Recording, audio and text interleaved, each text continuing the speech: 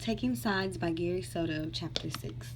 And Tony walked in step, hands curled into fists, and pushed deep into their pockets.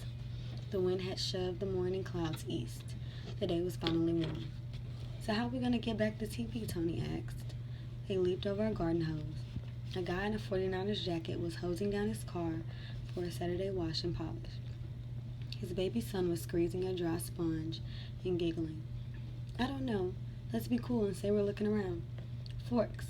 I can tell the viejo that I'm looking for forks." In his mind, Lincoln pictured Tony's brother skipping town with a pocket full of Mrs. Contreras' dinnerware. "Okay, that might work. But let's not jump on the dude." "Y por qué no? He's got your TV, doesn't he? Maybe someone sold it to him. Maybe he found it. Oh man, where's he gonna find a TV? Did he walk down the street, spot one in the alley, and say, 'Hey, look, I found a free TV'? Wake up, Link. The guy's a crook. You've been living with white folks too long." Link stopped and snapped. "Chale. Don't tell me that. You know where I come from. I come from here." He pointed to the street, and the street looked grim with busted glass and a smashed battery in the gutter, junky cars, a drunk sipping from a bottle in a paper bag, scruffy dogs, and metal flake Chevys purring at the red light. "I don't mean it like that," Tony replied, his voice going soft. "You know, people change." Lincoln stared at his friend angrily. "Not me. I'm brown, not white. Y que no se te olvide. And don't you forget it." Lincoln looked away. Across the street, a man was pushing a shopping cart overflowing with empty soda cans. "I didn't mean it like... Let's not talk about it. Times change, but people stay the same." They continued walking more slowly, their hands now at their sides. For 2 blocks, they didn't say anything. Lincoln wondered if he had changed like Tony said. Sycamore was soft and lazy, and his school was all white, or nearly all white, except for a couple of black kids and a knot of Koreans who sat by themselves at lunchtime. His new friends from Sycamore probably ate brie on stone-ground crackers, not like his gente, who chomped into queso melted into tortillas. Where he came from, you threw punches if someone accidentally bumped against you. Where he lived now, you just walked away. You wouldn't want to mess up your clothes. They stopped to buy gum, sunflower seeds, and a Coke, which they shared.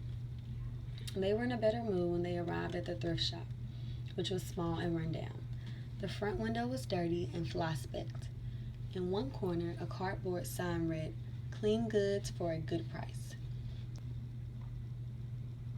A woman was leaving, a bag clutched under her arm. She was Mexican, and when she passed, Lincoln and Tony said, "Buenos dias, señora." They stared at her until she rounded the corner. They turned their attention back to the thrift store. They circled outside, unsure about what to do, kicking the gutter with the tips of their sneakers and bidding their time. Tony, cupping his hands around his eyes, peeked into the front window. The owner was in his lazy-boy recliner, seemingly asleep. Tony turned to Lincoln, who was leaning against a parked car, and suggested, "Let's go in and look around. It's no crime. Esperate." Tony shrugged his shoulders and looked down at his sidewalk where a dime gleamed. He bent down and picked it up, turning it over and scratching off the beard of grime that hung on Roosevelt's face. "Here, Link.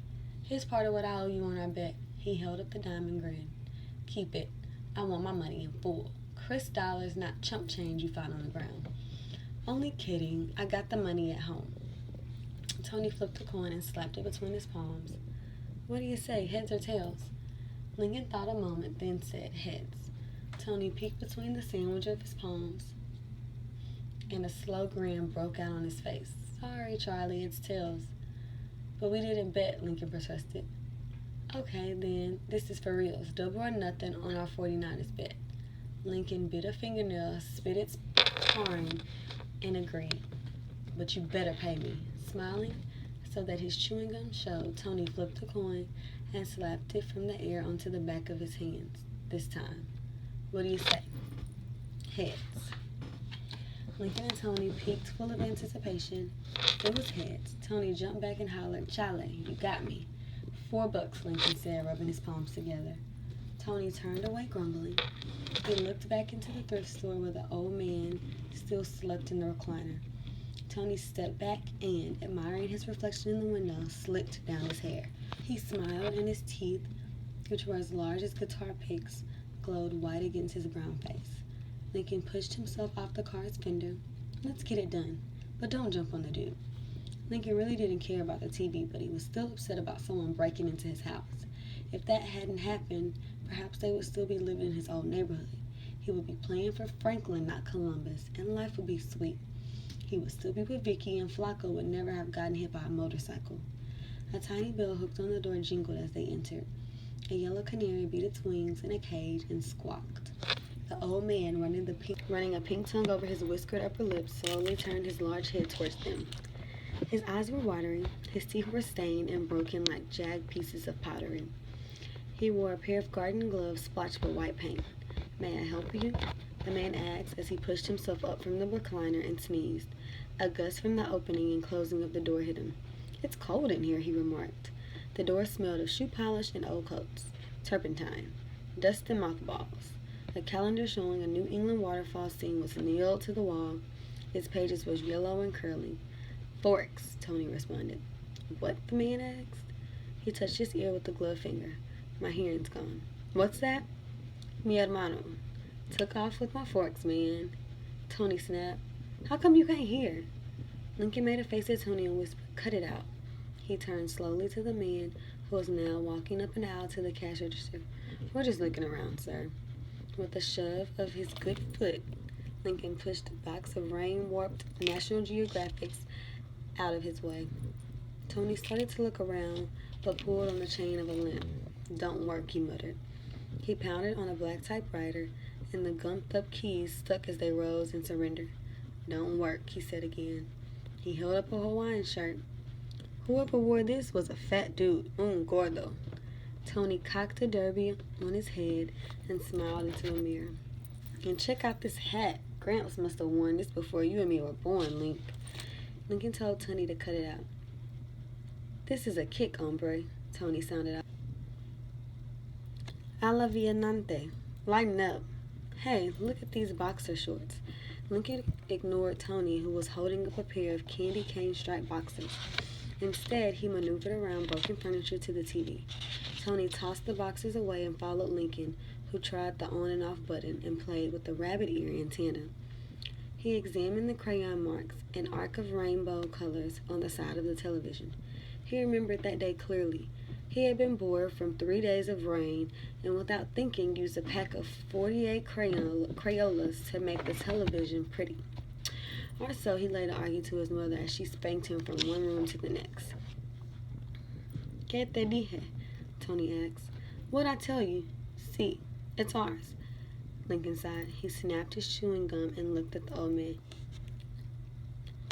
¿Qué piensas que debemos hacer? What should we do? "Jack him up. Tell the old guy this is yours." They turned around. The old man was stirring teaspoons of instant coffee into a Disneyland mug. His gloves were off, and Lincoln could see that his hands were purple and shaking, the skin paper thin. The old man looked up, and with an index finger, he wiped a teary eye. He looked sick. "Tony, how do you think he could have stole the TV?" "Aquí la tiene, no?" "It's here, ain't it?" "See." "It's here, but do you think he sneaks around during the day looking for houses to rip off?" "Come on, man. The dude's sick." "Link, ¿cómo la sabes?" "How do you know?" Lincoln watched the old man sip his coffee through a puckered clock of whiskers. "He got the TV somehow, but I don't want to know how." He walked away from Tony and picked up 2 mismatched salt shakers. He pounded their bottoms, and a few grains rained on the floor. "I know how," Tony said. He turned around and snapped. "Hey, senor, where did you get the TV? It ain't yours." The old man touched his ear. "What?" "I said, where did you get the TV?" "You want the shakers?" "No, man, get the wax out. I'm talking about the TV." Lincoln pulled on Tony's sleeve hard. "Leave him alone, I told you." "I said I don't care about the TV or nothing." Tony sneered at Lincoln and said, "You're getting soft, Link, just 'cause you live with white people." Lincoln wanted to punch Tony, but instead he walked to the door, his hands doubled up in fists. He was mad at everything and everyone. His mom's new business, the dullness of his new neighborhood, Franklin, Columbus, and now even his carnal, Tony. Lincoln had been taught that he should always treat older people with respect, even if they were wrong, and he didn't believe that the old man had stolen the TV. The guy could barely get out of his lazy boy. How could he lift the TV onto his shoulders and saunter, whistling, out of a house in broad daylight? He probably picked it up for a couple of dollars at a yard sale. Lincoln yanked open the door, scaring up a loud noise from the bell, and started up the street. Tony followed, shouting, "Escúchame, Link, listen up. I know the guy is on the take. I know. Without as much as a back off, tonto, before I smack you." Lincoln waved Tony off and didn't look back. He kept walking and walking until Tony's footsteps faded, and he was far from the thrift shop, far from Tony's house, and miles from his own house in Sycamore. He walked so far that he once again was standing in front of Franklin, hands deep in lint-flecked pockets, as he stared at the school full of sadness. He had gone there for 2 years, had fights there, played games there, found his first girl there. The teachers, tough from teaching inner-city kids, were the best. When they slapped you with detention, you knew it was for your own good. He breathed in the years gone by and climbed the fence in 3 grunting moves. He walked toward the administration building, through dank open-air hallways smacking of neglect and poor grades, to where the lockers stood against the walls. He walked over to his old locker. It was scratched with initials, phone numbers, and lopsided hearts. He tried the combination 3717. He yanked on the lock, but it wouldn't open its thick jaw. He walked over to Vicky's locker. He tried hers, 24169, and the lock gave. Slowly, his heart thudding from excitement, he opened her locker. Inside, he found ball gym socks, a sweater, and a pile of books. He felt the sweater, and he opened a book. The pages fell open to a camel driver with a lined face and broken teeth. "Can't get away from that dude," Lincoln thought as he closed the locker. He relished the thought that he and Vicky were reading the same geography book. It was like still being together, still side by side as they did their homework.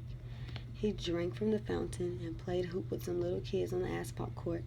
He let them win 3 chavalos against 1 big one. Then he took a rattling